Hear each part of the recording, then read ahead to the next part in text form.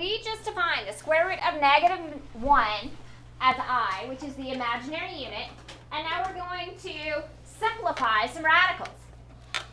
So number 1 is the square root of negative 25. So how would that simplify? We would break that up into 25 times negative 1. That's how we need to think of this. 25 times negative 1. Well, what is the square root of 25? 5. And how did we just define the square root of negative 1? I. 5i. Now, this would not be plus or minus because the radical was originally given to us and we didn't have to take a square root to solve. So if we look back at the one we started working in pairs, we had to take the square root of both sides to solve this. So that's when you get the plus or minus. Here, we just have the square root of negative 25, which is 5i. Now, we would break up 49 in a similar way. Negative 49, we would say it's 49 times negative 1.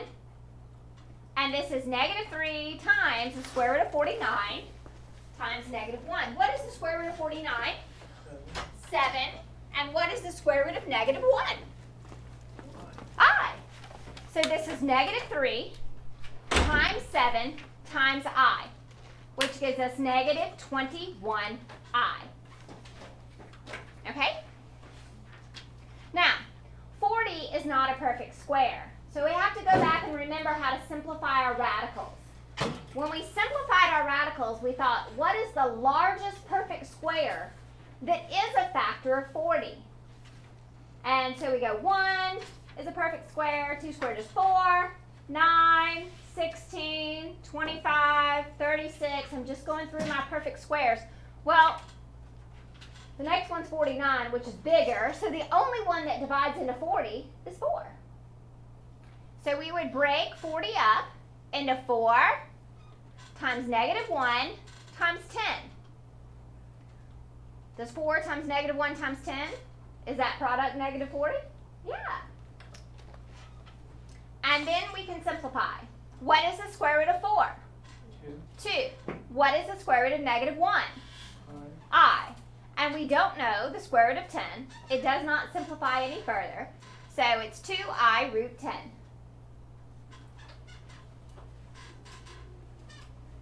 Okay, so we have an imaginary, an imaginary, an imaginary number. Now, there are some numbers that have a real part and an imaginary part, and those are called complex numbers. So they have a real part and an imaginary part, and complex numbers are written in a plus bi form. So a represents the real part, and the b represents the imaginary part. So when we have a complex number, the real part always comes first, the imaginary part always comes second. So if I ask you to put it in a plus bi form or standard form for a complex number, I want the real part first and the imaginary part second. That is what that means. Okay, so you take your notes and then we'll work some problems.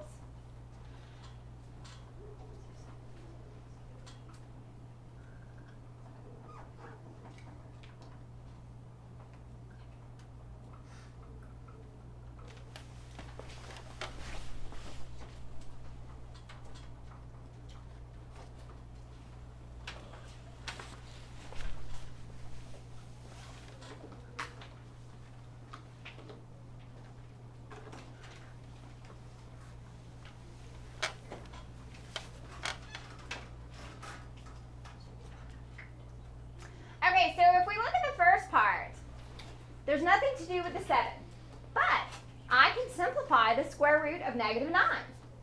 Negative 9 breaks up into 9 times negative 1.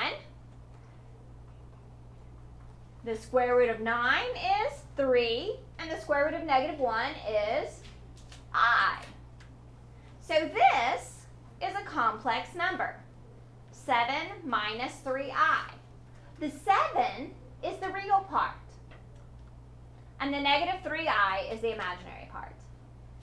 And together, they form a complex number because it has a real part and an imaginary part. Okay, and this is correct because the real part came first, the imaginary part came second. All right, you try simplifying number 2 and make sure you put the answer in the correct form. The real part comes first, the imaginary part comes second.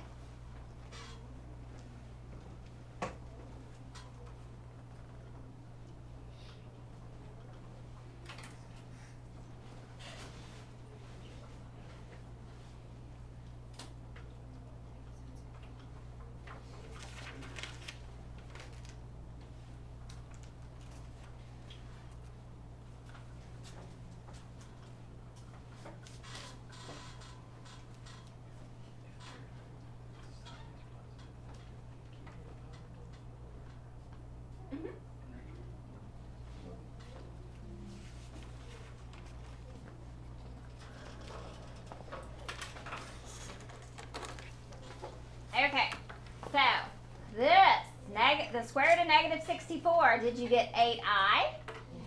And then the square root of 121 is 11? Yes.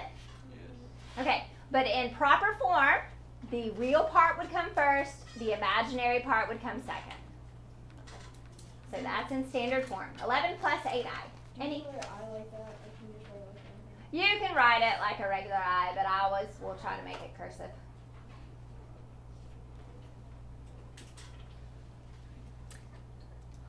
Okay, so let's talk about all the numbers that you know. Do not copy this. Just kind of watch. All right, so this is where you started in this little inside circle. So when you were still at home, even before pre-K, your parents taught you to count your fingers and your toes. You learned your counting numbers. Counting numbers are the set of natural numbers. 1, 2, 3, 4, 5. Those are natural numbers. Okay? And then next, we learned about whole numbers. And all whole numbers adds to that is a number that represents having nothing, 0. So we add 0 to our natural numbers, and that is the set of whole numbers. And then sometime in elementary school, late elementary, you learned about the opposite of these whole numbers, which gave us the set of integers. Okay, now the set of integers contains all the whole numbers and all the natural numbers. They all live inside the set of integers. Before you learned about integers, though, you actually learned about rational numbers. So rational numbers are any number that can be written as a fraction, like 1/2. So our decimals are rational numbers, our terminating decimals. Then we had irrational numbers. So that was probably middle school when you learned about irrational numbers, like pi, when you started studying circles and circumference and area. And you learned about square roots that we can't simplify, like the square root of 2, the square root of 5, square root of 7. All those are irrational. Even ones that we can simplify may be irrational, like the square root of 20 simplifies, but it still gives us 2 roots of 5. So if we have the radical there, it's still an irrational number. Now, so you know about all of those. Well, all of those were our real numbers. And that was every number you knew walking in the door today. That's why when we would solve that x squared plus 16 equals 0, you would say no real solutions, because that number system didn't fit in this real circle. Well, today we added our new number. Okay, so we started talking about imaginary numbers. And when we put imaginary numbers with our real numbers, then we have the complex number system. And that's it, folks. You don't have to learn anymore. So we're not holding out on you anymore. That's all of them. Okay? So that's it. This will be on my notes online if you want to print out a copy of it. But these are all of our number systems. Now, you can actually graph complex numbers. It's not something that has a lot of application in algebra, though. So we're going to show it to you, but we're not going to assess you on it. complex numbers are used in various applications outside of mathematics, but they're very upper level. It's hard for us to get a good grasp on what they're used for except for solving. When we're trying to graph complex numbers, like 2 plus 3i, so this one has a real part and an imaginary part. So it is a complex number. We have to use a complex plane. So the horizontal axis represents the real number part, and the vertical axis represents the imaginary. So to graph a number like 2 plus 3i, we would go over positive 2 on the real number axis, and up 3, that's not 3, try again, up 3 on the vertical. And the number 2 plus 3i, graphed on the complex plane, is that dot. That's it.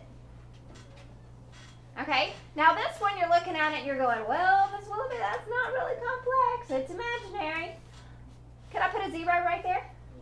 Yeah, so I can. It does fall within that complex circle, doesn't it? So I could graph it on this plane.